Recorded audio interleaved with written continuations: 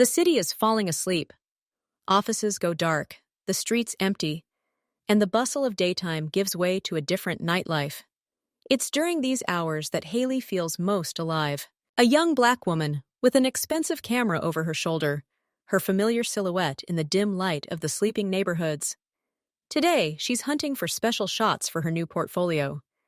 She needs more than just pretty pictures, but the soul of the city, its raw, unvarnished truth. She enters an abandoned industrial area. The air here smells different, of rusty metal, cold asphalt, and damp brick. Her boots pad softly across the broken tiles, the sound seeming impossibly loud in the ringing silence. Haley isn't afraid. She knows that true beauty often hides in the most unexpected places, and her mission is to find it and show it to the world. Her gaze is drawn to the scene near the old gas tank. 2 street lamps, one shattered, the other flickering, fighting the darkness.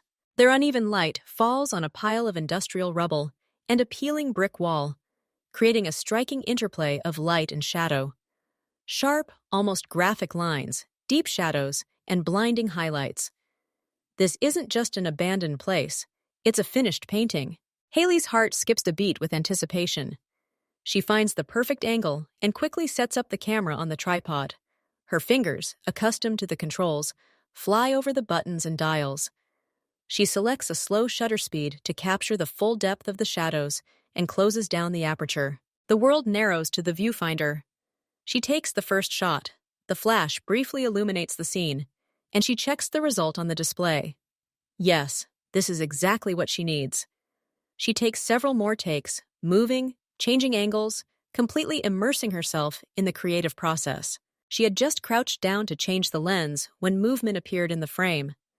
A group of men silently emerged from around the corner of a nearby building. Their appearance was so sudden and unexpected that it seemed like a mirage. 4 men in dark, practical clothing. Their postures, their scanning gazes, marked them as professionals. They surrounded a single man, tall, wearing a perfectly fitting, expensive coat the color of a deep night. It's Lee Min-ho, the boss of the Korean Mafia. His face, with its sharp, stone-cut features, is illuminated by a flickering lantern. He's saying something to one of the guards, his movements calm and commanding. Haley freezes. Her mind screams for danger, but her instincts are stronger. Her finger presses the shutter. 1, 2, 3 frames. She captures their movements, the way the shadows fall on their faces, and especially the face of the man in the center. In the last frame, he turns his head, and his gaze seems to look straight into the lens, straight into her. The guards notice the flash. 2 of them instantly break away from the group and walk toward her with quick, purposeful steps. Haley tries to retreat, but her feet seem rooted to the ground. Strong, merciless hands grab her by the shoulders. "Who are you?" The voice of one of them expresses nothing but a cold threat. Haley feels her heart pounding, blood rushing to her temples. "I'm a photographer. I do night shoots for my portfolio," she says, trying to keep her voice steady. They roughly search her, take her phone from her pockets, and confiscate her camera. Then they lead her to the group. She feels heavy, assessing gazes on her. Lee Min-ho slowly turns to face her. His eyes, dark, penetrating, study her without a trace of emotion. He silently takes her camera from the guard. His fingers, long, manicured, deftly press the buttons. He scrolls through the latest photos. Haley sees his own images flickering on the screen. Not a muscle moves on his face. He looks at her, and under his gaze, she wants to sink into the ground. He's not just looking. He's scanning her, assessing the threat level. And he concludes that it's minimal. "Delete it!" His voice is quiet, low, and leaves no room for discussion. He hands her the camera. Haley clutches the device in her trembling hands. The moment seems stretched out. She thinks about months of work, about her principles, about her right to create. But most of all, she thinks about how to get out of here alive. "This is my job," she hears her own voice, strange and distant. "I have the right to keep this footage." Min-ho tilts his head slightly. He doesn't look angry, but rather intrigued. Like a man faced with an unexpected obstacle. "Do you realize who you're talking to?" His tone doesn't change. She notices the guards on either side of her tense, ready to carry out their boss's every command at a moment's notice. Fear grips her throat, but beneath it, something else rises, a stubbornness bordering on recklessness. "I see a person who is preventing me from working," she says, surprising herself with her own courage. One of the guards takes a threatening step forward, but Elle and Minho stop him with a barely noticeable movement of their finger. "It's a matter of my personal safety." His voice is quieter, but it seems to only add weight. "Delete the photos." Haley feels a shiver run down her spine, but inside, a protest bubbles up. "No, these are my photos." The Korean Mafia boss studied her for a few more seconds, then slowly scanned the deserted street. "You're completely alone here. No one knows where you are. No one will come looking for you." Haley knows he's right, absolutely right. But giving up now would be a betrayal of herself, of everything she believes in as an artist. "I won't delete a single frame," she says, her voice surprisingly firm. In the ensuing silence, only her rapid breathing and the distant hum of the city can be heard. The guards look to their leader, awaiting orders. Haley braces herself for the worst. "Okay," Minho finally says. His decision is made. "Then we'll continue this conversation in a more appropriate place." She's roughly led to a black, unmarked SUV. As the door slams, Haley realizes the depth of her mistake. But there's no turning back. The car pulls up to massive wrought iron gates. They open silently, admitting the car into the secure compound. Haley finds herself in a large, modern mansion, hidden from prying eyes by high walls. Security guards escort her through silent corridors to a spacious, sparsely furnished office. Everything here speaks of money, power, and complete control. Lee Minho stands at the table. Her camera lies on it. "Last chance," he says calmly.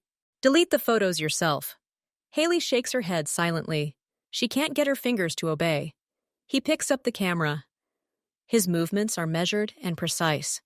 He opens the memory card compartment and takes out a small flash drive. He holds it between his fingers, showing it to her. "It's a bad habit to mind your own business," he says, looking her straight in the eye. Then he approaches the fireplace, where a steady, artificial fire burns. He pauses for a moment, letting her process what's about to happen. Then he throws the card into the flames. Haley involuntarily takes a step forward. She watches the plastic warp, blacken, and melt. Months of work. Unique, impossible to repeat footage. Everything vanishes in flames in a matter of seconds. She feels the physical pain of this loss. "You had no right," she blurts out, her voice shaking with rage and helplessness. Minho doesn't deign to respond. He watches the last piece burn. Then he turns to her. "You're free now," he says. "The guard will escort you to the exit." Haley steps outside, disbelieving her luck. They've let her go. She gets home, shaking from the shock. First, she takes a shower, washing away the dust and scent of fear. Then, with bated breath, she turns on her laptop and logs into her cloud storage. Her habit of making automatic backups after every shoot is a professional trait. And here they are, all the pictures, safe and sound. A wave of immense, all-consuming relief washes over her. She hasn't lost. Her work is saved. 2 men in formal suits stand outside. One of them is the technician she briefly saw at the mansion. While she was in the office, he managed to install a tracking app on her phone and discovered traces of automatic syncing with the cloud. She is taken back to the mansion again, without further ado. Now she's back in his office. Lee Min-ho is sitting at his desk. Her laptop is in front of him. "Get them!" he demands curtly. There's no longer a trace of patience in his voice. Haley freezes. She realizes that this time her stubbornness could cost her much more. But the thought of giving in after everything she's been through seems unthinkable. It's a question of her dignity. "No," she says, and the word comes to her with an incredible effort of will. Minho slowly stands up. He walks around the table and stops in front of her. He's not trying to intimidate her physically. His power is of a different kind. "You're staying here until you change your mind." His voice hardened. "No negotiations, no compromises. You exist to me only as a problem to be solved, and I'll keep solving it until I get the result I want." She's taken to a room on the second floor. It's not a prison cell, but more like a luxurious guest suite. There's a large bed with expensive linens, a private marble bathroom, a plush sofa, and a bookshelf. But the windows are sturdy, wrought iron bars, and the door closes with an electronic lock with a click that sounds like a death sentence. She is a bird in a golden cage. She has all the conditions for life, except one, freedom. The first day passes in tense anticipation. She expects Minho to come, to threaten, to yell, to try to break her. But nothing happens. Food is brought 3 times a day. Delicious, exquisite, served on china. The guard silently places the tray on the table and leaves just as silently. He doesn't answer questions. On the second day, she tries to go out onto the balcony, but the door is locked. She knocks on the main door, but no one comes. On the third day, the real psychological torture begins. She is left in complete isolation. No sounds, no voices. The TV in the room shows only pre-recorded indifferent programs. There is no internet. Her phone has been taken away. She is cut off from the world. She tries to read the books on the shelf, but she can't concentrate. Her thoughts are jumbled. She begins to pace the room from wall to wall, counting her steps. On the 4th day, she begins talking to herself, just to hear a human voice. She recalls every detail of that fateful night, analyzing Minho's every word, every gesture. On the 5th day, she finds herself waiting for food to arrive, just to see another person, even a silent and indifferent guard. She begins to doubt her decision. Should she just hand over the photos? What do they mean compared to freedom, compared to a normal life? On the 6th day, she is overcome by despair bordering on madness. The silence is driving her mad. She feels she must do something, somehow break through this wall of silence. See, prove to herself that she is still alive and can influence reality. At breakfast, she notices a small stack of paper napkins. An idea strikes her suddenly. She finds a pen left on the nightstand and begins to sketch. She's no artist, but years of working with visual images are making their mark. She draws a caricature of Elle and Minho.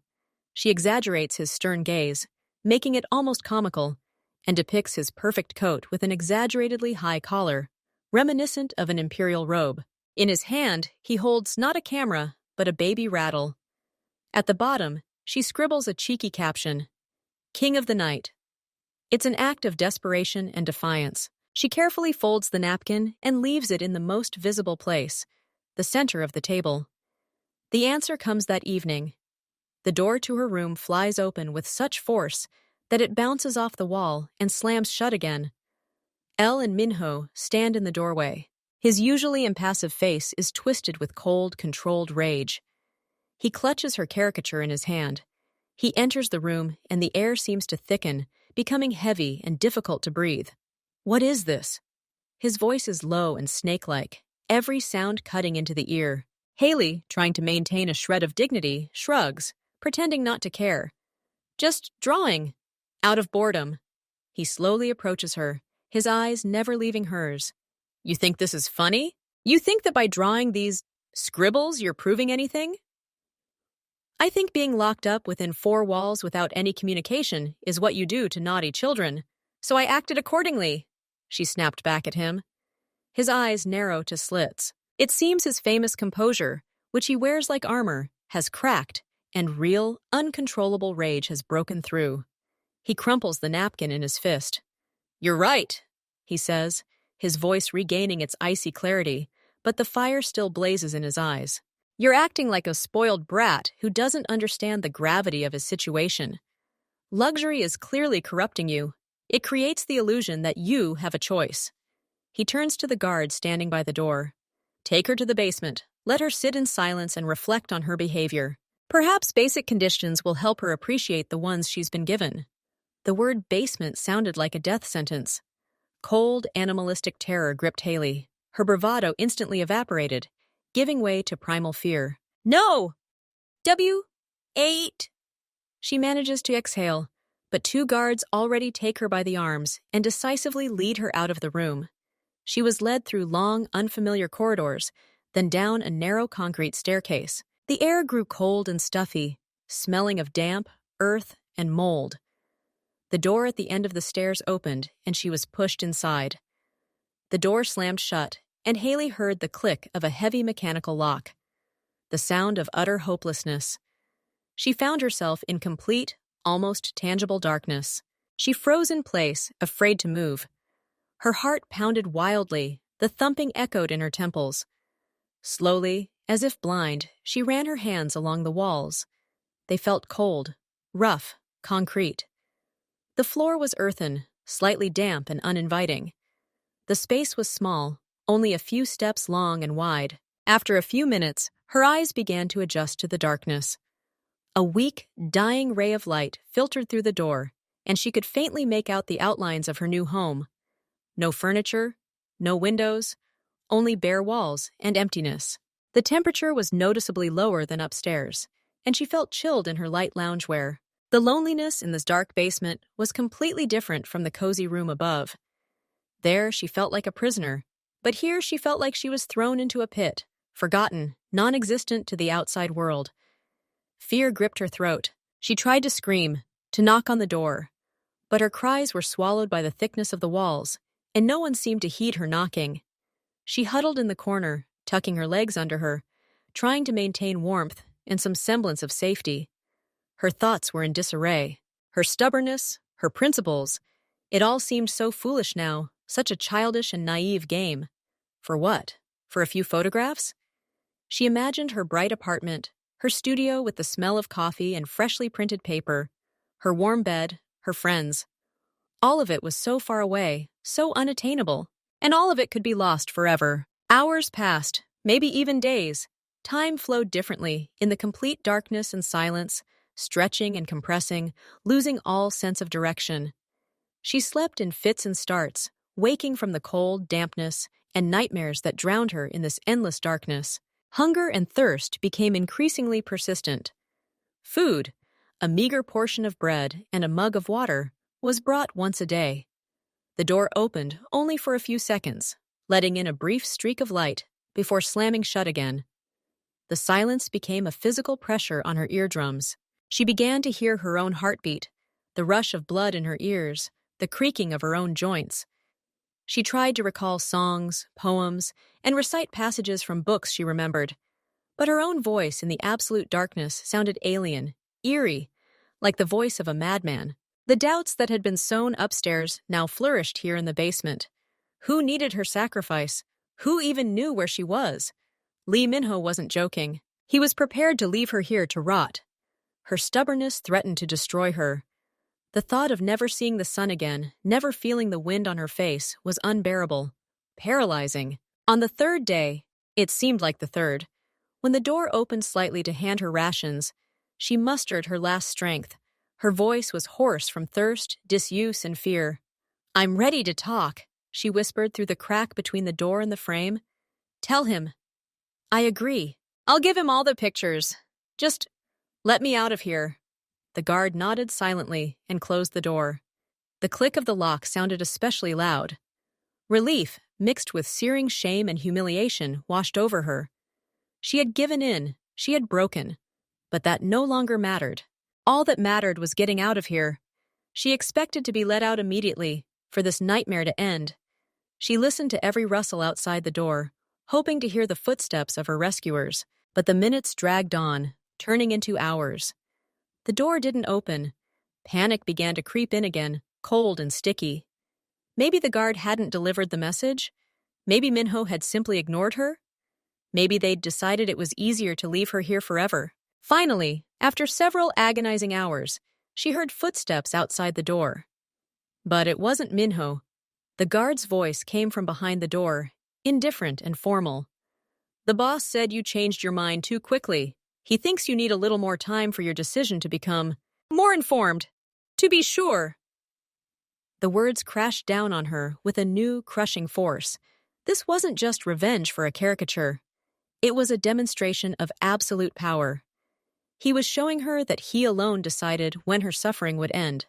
Her surrender meant nothing until he deemed it sincere. He was toying with her like a cat with a mouse. Haley dropped her head onto her knees. There were no more tears, only emptiness, cold, and a chilling realization. She had played a game whose rules she didn't know, against an opponent who knew no mercy. And she had lost. Now everything depended solely on his mercy. And she realized that this man had no mercy. Meanwhile, in his office upstairs, Lee Min-ho was experiencing a strange feeling. Not remorse. He wasn't one to repent. Rather, a slight irritation and curiosity. This photographer was a thorn in his side. Stubborn, stupid, but interesting. Out of boredom, to distract himself from his routine, he called his technician. "Hacker Cloud," he ordered. "I want to know what's so valuable she's willing to sit in the basement for." The hacker attack didn't take long. An hour later, Minho was sitting at his computer, scrolling through folders containing her photos. He found the very same folder from the night shot and opened that very frame, the one where his face was illuminated by a flickering light. He expected to see proof, evidence, a threat. But he saw something else. The shot was striking. Atmospheric, mysterious, full of hidden drama. Light and shadow sculpted his face, making him not just a man, but a symbol, an archetype. He looked in this photograph the way he always wanted to appear to his enemies and subordinates. Not just a bandit, but a force of nature, inexorable and powerful. He enlarged the image, studying his reflection. It was his face, but transformed by an artist's gaze. In his eyes, which he had always considered simply an instrument of intimidation, the photographer discerned a tragic depth, the weight of power. He was looking at a stranger who was himself, but in whom he himself hadn't always believed. Overcome by a strange feeling, he began leafing through her other works. Portraits of old men with wrinkles that revealed entire lives. Cityscapes where concrete and glass came alive, acquiring souls. Photographs of children catching sunbeams. Her talent was obvious, raw and bright, like a flash of light. It was the gaze of someone who sees the essence of things. And then it dawned on him. These photographs weren't a threat. They were an opportunity, a unique chance. His people saw him as a boss, a source of orders and money. His competitors saw him as a threat. The police saw him as a criminal. But no one had ever seen in him what this girl saw through her lens. A leader with a capital L, a figure of almost mythical stature. She had, without meaning to, offered him something money couldn't buy. Legitimacy embodied in art. He pressed the call button. A security guard entered. "Get her out of the basement," Minho ordered. "Bring her to me and give her a chance to clean herself up." When Haley entered the office, she was barely able to stand. She was taken to the guest bathroom and given clean clothes, but the shadows of the basement still clung to her. She was pale, with dark circles under her eyes, and her hands trembled slightly. She expected anything, more threats, torture, execution. Lee Min-ho stood at his desk, looking at her with the same penetrating gaze, but now there was something new in it. Respect? Interest? "Make me a series of portraits," he said without preamble. His voice was even, but there was an unwavering confidence in it.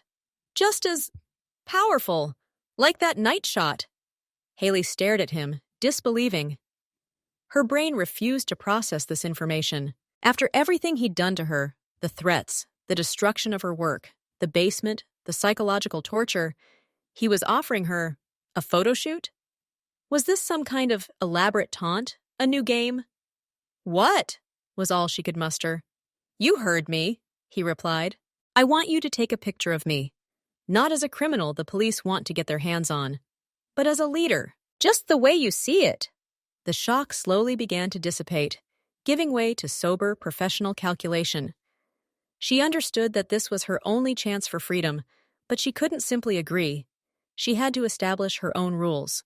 "I agree," she said, her voice firm and confident for the first time in days. "But only if it's a professional shoot. On my terms, I choose the locations, the lighting, the angles. And you won't interfere. You'll do exactly as I say." Minho frowned. He wasn't used to being dictated to, especially in his own home. He studied her for several long seconds. He saw not only fear in her eyes, but also determination, and a talent he had already come to appreciate. "Agreed," he finally nodded.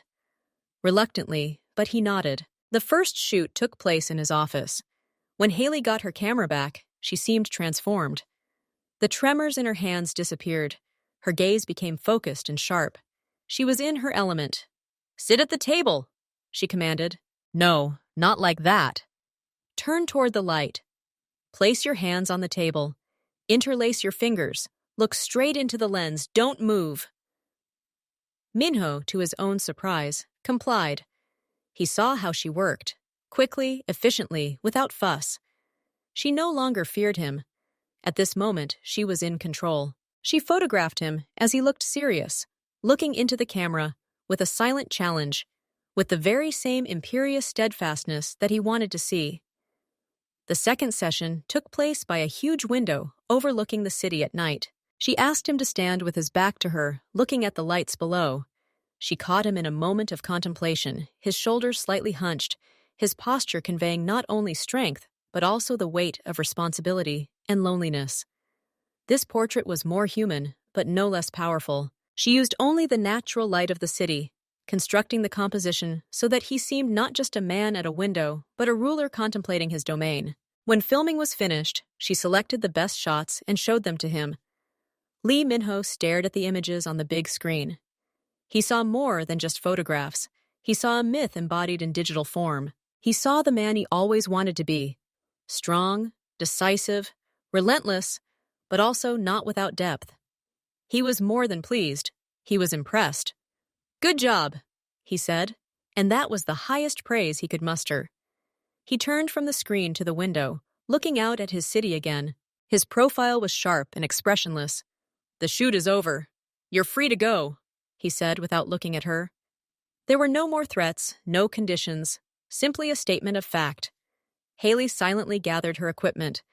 She didn't say thank you. She didn't say goodbye. She simply turned and walked out of the office.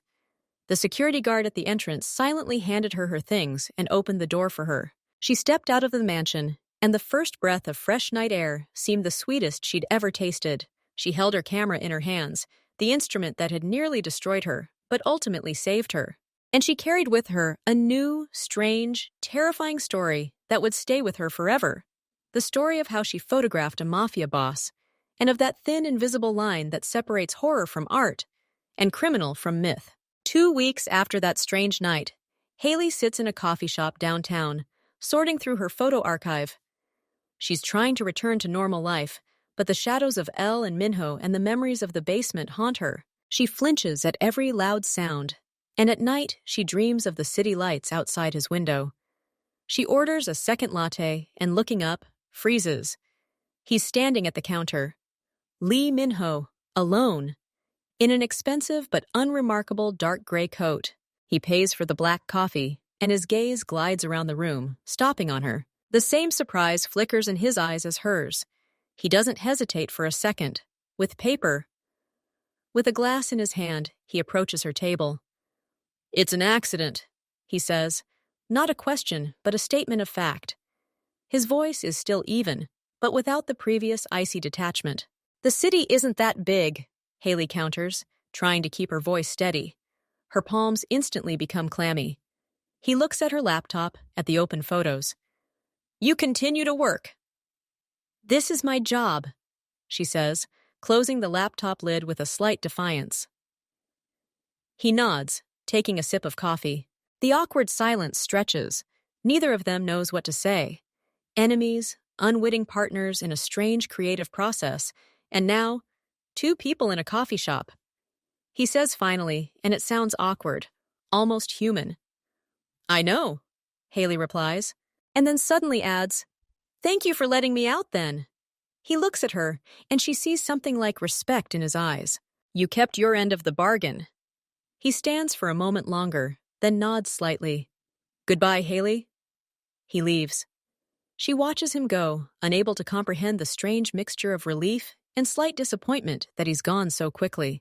A week later, she's on assignment for the editorial office to photograph the opening of a new exhibition at a contemporary gallery. She's focused on her work, capturing shots of famous artists and critics, and then, through the lens, among the crowd, she sees him again. He stands in front of a large abstract painting, alone, lost in contemplation. He is impeccably dressed, and people involuntarily avoid him, sensing his presence, even without knowing who he is. This time, their gaze lingers longer. He notices her camera pointed at him, and instead of anger, she sees a slight smile in his eyes. He slowly approaches. "Are you following me?" There is a slight, almost imperceptible mockery in his tone.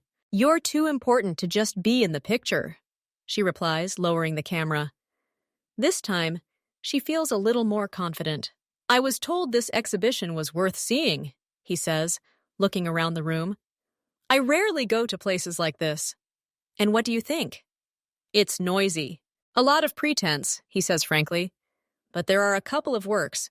They're about strength, about discipline. I understand that." They talk about art for a few minutes, or rather, she talks, and he listens, asking precise, insightful questions. He says her photographs have made him look at visual art differently. For him, it's a tool, a way to create an image. For her, it's a way to grasp the truth. And yet, they find common ground. When they say goodbye, he doesn't say goodbye. He says, "Good luck on the set, Haley." She stands there, camera in hand, realizing she's just spent 10 minutes on equal terms with a Korean mafia boss, discussing abstract painting. It feels incredible. Like a sign. As if the universe is insistently pushing them together, trying to tell them something. That night, she receives a call from an unknown number. She already knows who it is. Her heart skips a beat, but this time not from fear, but from anticipation. "I was thinking about that painting." His voice deepened on the phone. "The blue one. You said there was chaos in it." "I disagree. I see order in it that hasn't yet taken shape." They talk for half an hour, first about art, then the conversation turns to music. It turns out he's well-versed in the classics. He has a favorite composer. She can't believe it. "Why are you telling me all this?" she finally asks. There's a pause on the other end of the line. "Because no one asked," she hears in response. And then silence. He hangs up. This phrase haunts her all night. Because no one asked. She sees him not just as a boss, but as a man in a gilded cage, perhaps lonelier than she is in her basement.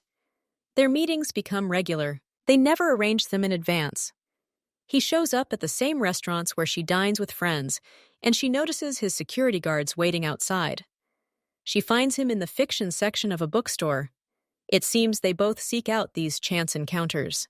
One evening, he comes to her table in the park, where she is sketching for a new project. "Is it safe?" She looks at him, putting down her notebook. "Appearing in public like this?" "I'm always safe," he says, sitting down on a bench nearby, keeping his distance.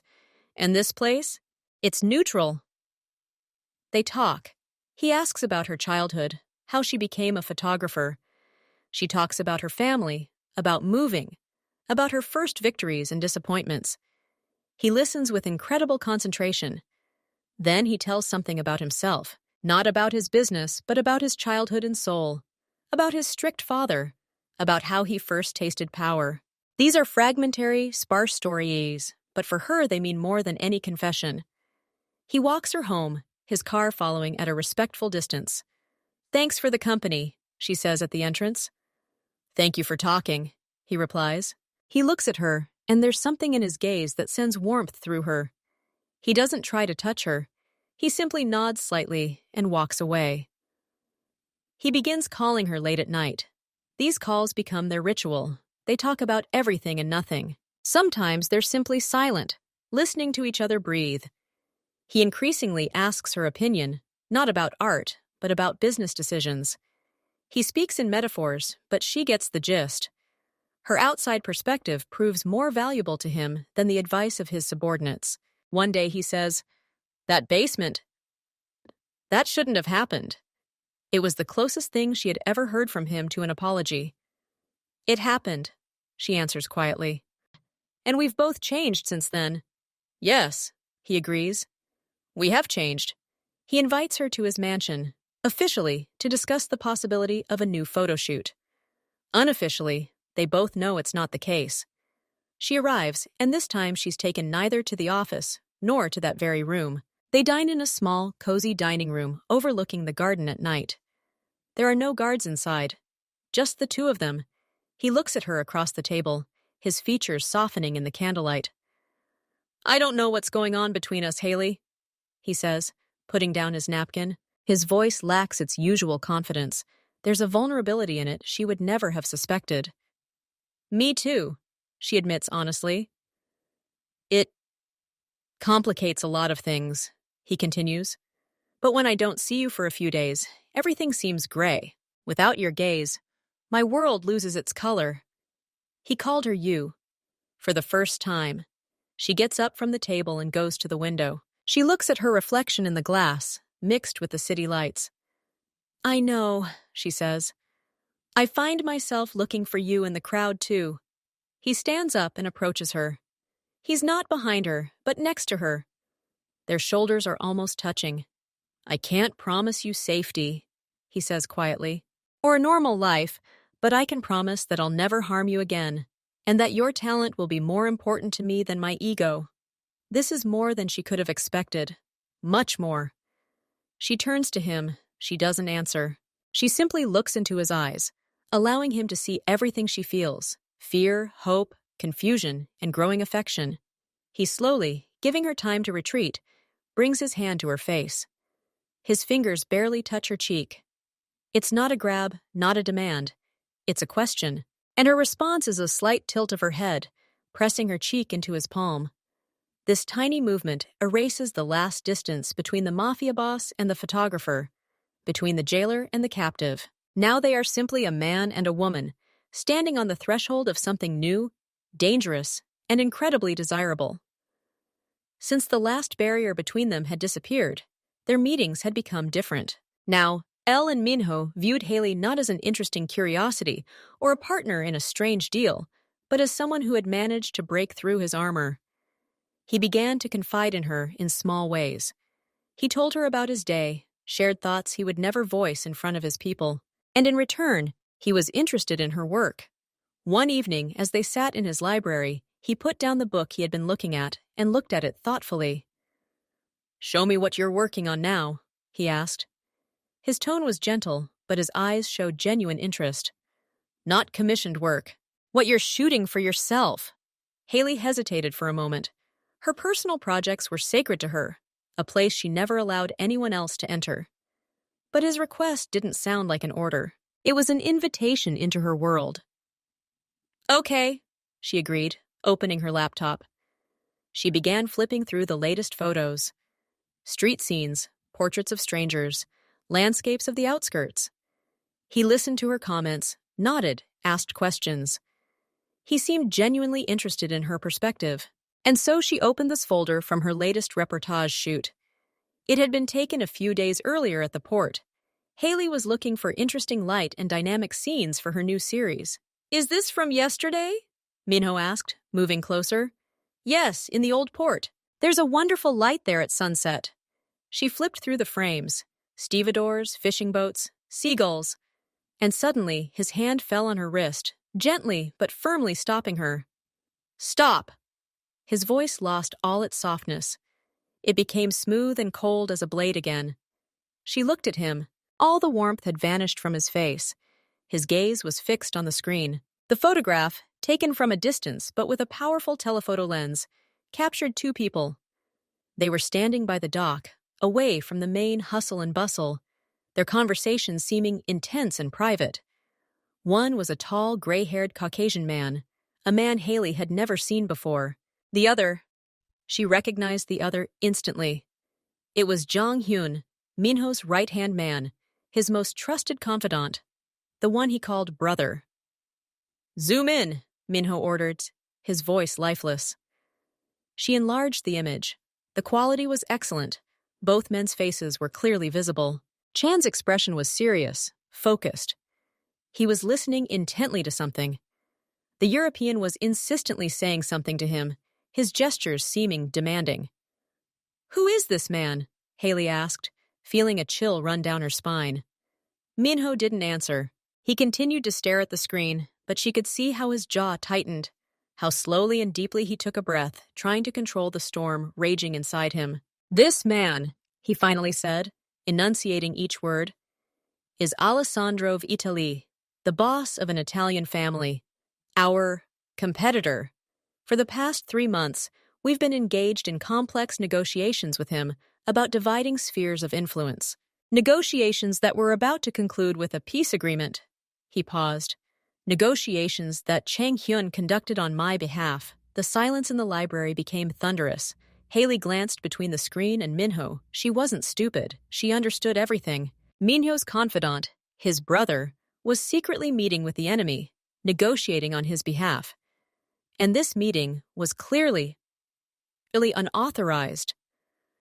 Maybe this is part of the negotiations, she suggested timidly. Minho shook his head slowly, his gaze fixed on Chan's face on the screen. No, all official meetings are held in neutral locations with my knowledge and full security. This meeting is secret, and it means only one thing: betrayal. He leaned back in his chair and closed his eyes. For the first time since they'd known each other, he looked less like an all-powerful boss and more like a man stabbed in the back by the person closest to him. He knows everything, Minho whispered quietly, speaking mostly to himself. All the schemes, all the passwords, all the informants, all the weak points. If he's with Italy, that means they're not just conspiring behind my back. They're planning to eliminate me. Haley sat speechless. She was a photographer. She captured reality. And now her shot, taken by chance, in pursuit of beautiful light, revealed a reality that could have cost the life of the man sitting across from her, and perhaps her own. "What will you do?" she asked, barely audible. He opened his eyes. There was not a drop of the former softness in them. There was only steel and ice, the same Elle and Minho who once threw her memory card into the fire. First, check, then, act. He looked at her. This photograph, it's not just evidence. It's a gift from fate. It was given to me by you. He looked back at the screen, and a new fire lit in his eyes, not of anger, but of determination. They think they operate in the shadows, but the shadows are my element. And now I have eyes in the shadows where I didn't expect them. His gaze moved to Haley. Your eyes. He stood up and began to walk slowly around the room, his brain working at an incredible speed. Their meeting couldn't have been the only one. They must have seen each other before, and they will see each other again. He stopped in front of her. Haley, that port where you picked them up, is that their place? Or did they choose it at random? She thought, replaying images of that day in her mind. I'm not sure, but there are some abandoned warehouses there. A secluded place, perfect for meetings like this. They felt safe there, he concluded. So that's probably their point of contact. He approached her closely, crouching down to be level with her. His gaze was intense, almost hypnotic. I can't send my men there. If Chang sees any of my old guards, he'll know he's been exposed. Everything will collapse. He'll either escape or do something unpredictable. Haley looked at him, already understanding where he was going with this. Her heart sank. You want me to? Yes, he said quietly. His hand settled on her wrist again, but this time it wasn't a harsh restraint, but a plea for support. I want you to go there tomorrow, again, with your camera, like a photographer doing a project. No one will notice you. You're part of the landscape. You've been there before, and you didn't arouse suspicion. But what if they see me? She whispered. They'll only see an artist passionate about his craft. You're the perfect cover. You've already helped me without even knowing it. Now I'm asking you to help me consciously. In his eyes, she saw not the orders of a mafia boss, but the plea of a man trapped. He trusted her. He took a risk, revealing his vulnerability and his terrible secret to her. I'm not a spy, Minho, she said, her voice shaking. I'm a photographer. That's exactly why you'll succeed, he countered. Because you'll simply do what you do best. Film the truth. Only this time, that truth will save my life. He fell silent, giving her time to consider. The weight of his words weighed heavily on her. To agree would be to become part of his dangerous world, to cross a line from which there was no return. To refuse, but would she be able to live with herself if something happened to him, knowing she could have helped? You don't have to be afraid, he said, as if reading her mind. I won't let anyone touch you. My new people, the ones Chang doesn't know about, will be there. They'll cover you without revealing their presence.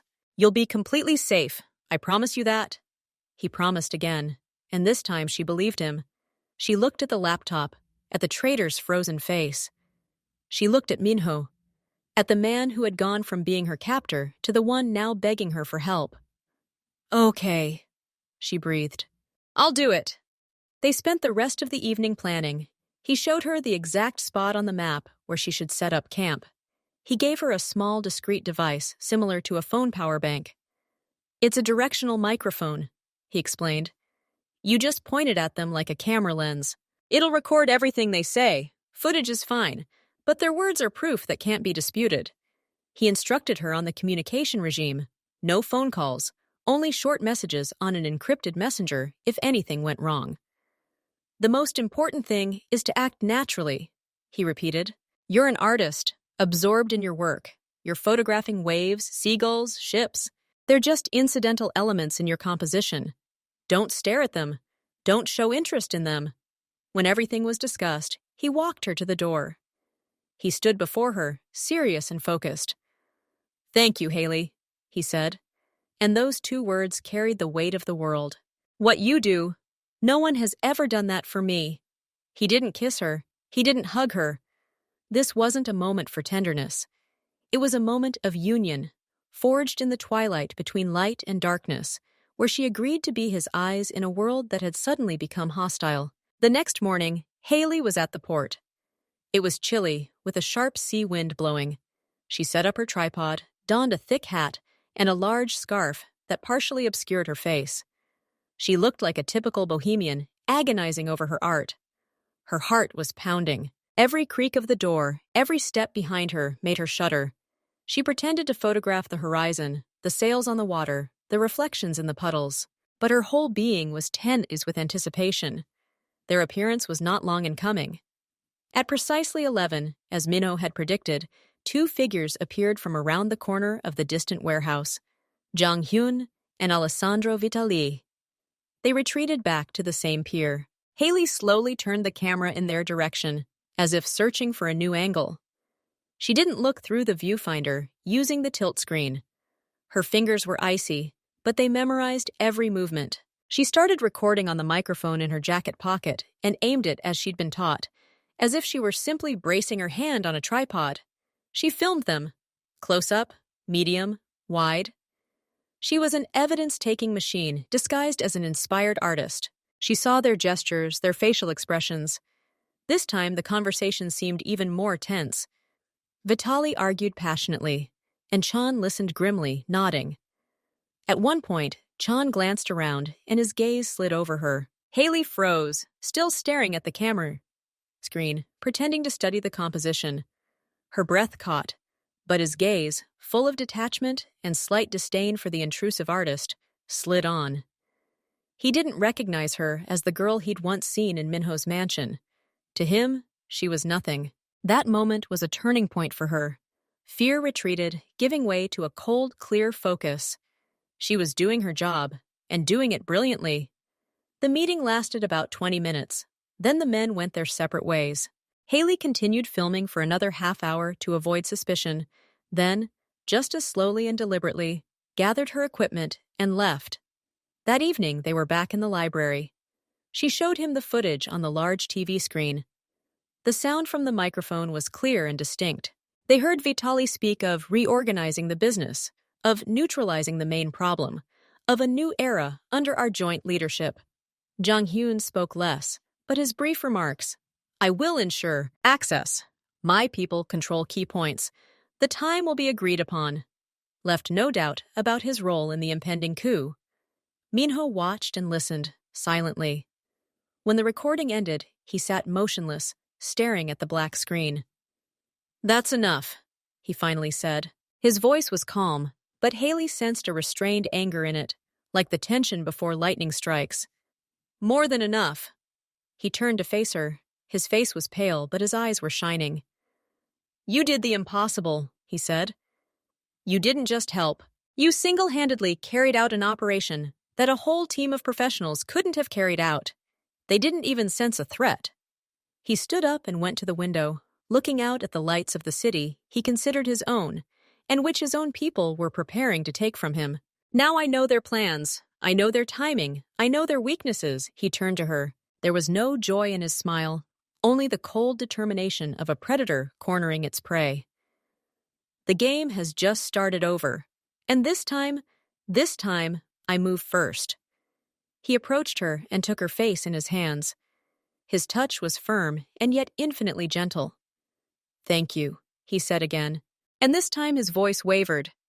Today you've helped me so much, more than you can imagine. And before she could respond, he kissed her. It wasn't a kiss of passion or tenderness. It was a kiss of gratitude, trust, and a vow. A vow that the world he'd drawn her into would not harm her, that he would protect her, and that from now on their destinies were bound not by mere casual attraction, but by blood, betrayal, and the silent, brutal battle that was about to begin. After that evening, a ringing, unnatural silence fell over the mansion. Haley hadn't seen Minho for 3 days. He didn't call. He didn't write. She knew what he was doing. He was cleaning up the mess of betrayal. She didn't ask for details, and he didn't offer any. An unspoken understanding hung between them. Some doors into his world must remain closed to her. She tried to return to normal life, but it was impossible. Every knock on the door made her flinch. She saw every stranger on the street as a potential threat. Her own home was no longer a fortress. She realized she had crossed a line. She was not just a witness, but an accomplice. On the 4th day, he showed up at her door, unannounced. He looked drained, dark circles under his eyes, his face gray with fatigue.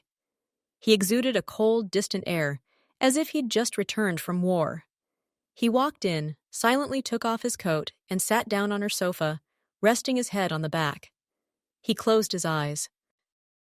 Is it all over? She asked quietly, sitting down next to him. He nodded, his eyes still closed. It's over. The organization has been purged. All the strings he held have been cut. Vitali has received our warning. He will not attempt to enter this city again. He spoke in a flat, monotone voice, as if reading a report. But Haley saw the price this cleansing had taken. He hadn't simply eliminated a threat. He had destroyed the man he considered family. And a part of him died along with Jong-hyun. I'm sorry, she whispered, placing her hand on his. He flinched sharply at the touch, as if her fingers were hot iron. Then his hand turned and squeezed hers with such force that the bones cracked. He didn't look at her. He simply clung to her like a drowning man clutching a straw. He was the first person who followed me. Minho's voice broke, becoming quiet and cracked. When I had nothing, absolutely nothing. We shared a single bowl of rice. We slept in the same room on the bare floor. He opened his eyes and stared at the ceiling. And then came the money, the power, and that was enough to break everything. He turned his head and looked at her. There was such raw, undisguised pain in his eyes that it took Haley's breath away. How can you be sure I won't do the same? She asked, looking into the very core of his fear. He looked at her for a long moment, his fingers loosening their grip slightly. Because you didn't ask for money or power, he finally said. You didn't even ask for a favor. You only asked to be left alone while you worked. You see the world differently, and perhaps you help me see it differently too. After that, they spent the night together, not in passion, but in quiet, desperate consolation. He held her hand, as if afraid she would disappear if he let go. He didn't speak of what had happened. He simply was there, repairing his broken boundaries in her quiet presence. He left in the morning, promising to get in touch. And this time he kept his word. He began appearing in her life with a new, cautious regularity. But now everything had changed. He never arrived unannounced. His men, new, unfamiliar faces, always checked her apartment and route first. He no longer showed up in public places by accident. Every meeting was carefully planned and secured. He began to teach her, slowly, carefully. Always sit with your back to the wall, he told them in the restaurant. That way you can see the whole room. Never use the same route 2 days in a row. If you feel something is wrong, don't ask questions. Just leave, right away. She listened and learned. Her world shrank to the size of her apartment, his guarded mansion, and the few safe places in between. She became part of his security system, a cog in the mechanism of his survival. And that was scary, but it was also too personal. He trusted her with his life in the most practical way possible. One evening, while they were watching a movie in his home theater, his phone vibrated. He glanced at the screen and his face turned stony. He left the room to take the call. When he returned, he was once again the withdrawn, dangerous man she had met in the industrial park. "These were his people," he said shortly, sitting down next to her. "The remnants. They want revenge." Haley felt her blood run cold. "What does this mean?" "That means you can't be alone." He looked at her, his eyes filled with unwavering determination. "I'm assigning you personal security. 2 people. Around the clock." The protest died on her lips. She saw that this was not a matter for discussion. This was a necessity, the price of her decision to help him. "Okay," she agreed. He took her chin in his hand, forcing her to look at him. "I won't let them touch you, ever. You're under my protection. Do you understand?" She nodded. She understood. She was more than just his girlfriend now. She was his weak spot, and his most guarded asset. The arrival of security was the final breaking point. Now she lived in a gilded cage under constant surveillance. She could work, meet with friends, but always under supervision. At first it was stifling, then she got used to it. It became the new norm. Their relationship was changing too. The danger they'd experienced together and the constant shadow of a new threat had brought them closer together at an incredible rate. He began to open up more, talking about his fears not as a mafia boss, but as someone carrying an unbearable burden. One night he said, "Sometimes I think about just giving up, leaving, disappearing." "Why don't you do it?" she asked. He smiled wearily.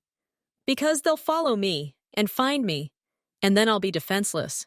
At least here, at the top, I have the strength to protect what's important." He looked at her, and she realized she had become that important person. Not just the woman he desired, but a fulcrum in his shaky world. Weeks passed. The tension surrounding the threat from Chan's men gradually eased. Minho and his team worked effectively, neutralizing one threat after another. Life, if one could call it that, entered a new, calmer course. They were at his house. He was standing by his famous window, and she was sitting on the couch, looking through her old, safe photos, taken before all this mess. "You know what the hardest part is?" he said, without turning around. "It's not the physical danger. It's not the constant vigilance. It's the need to always wear a mask. Always be strong. Always be the boss." He turned to face her, his face defenseless. With you, I can take it off. I can just be Elle and Minho, a tired person who loves classical music and conversations about art. Who's afraid of being alone?" He came over and knelt down in front of her, taking her hands in his. "I can't offer you a normal life, Haley. I can't marry you in a big church, take you on a honeymoon to Bali, or guarantee our children will be completely safe. All I can offer is me, all of me, with all my dangerous baggage, my demons, and a love I didn't think I was capable of feeling." He looked at her, and there was not a drop of doubt in his eyes, only pure, unguarded truth. "You're the only person who's ever seen the real me. Not the leader everyone fears, but the person hiding behind it. And I don't want to lose that. I don't want to lose you." Haley looked at him, and all the fears, all the doubts, all the pain of losing her freedom, it all dissolved into a simple, clear truth. She loved him, this complex, dangerous, broken man who had found salvation in her.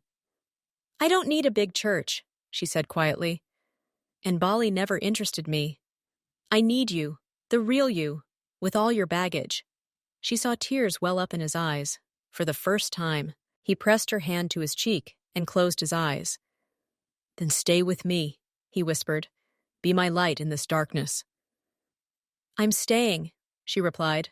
And that evening, in a luxurious, high-tech mansion, surrounded by walls and security, they found in each other not passion or thrills, but a quiet, secure haven. They were 2 lonely islands who had finally found each other in the turbulent ocean of his world. Their relationship was no longer coming to something. It had become a fact, a terrible, dangerous, but the only true choice for both of them.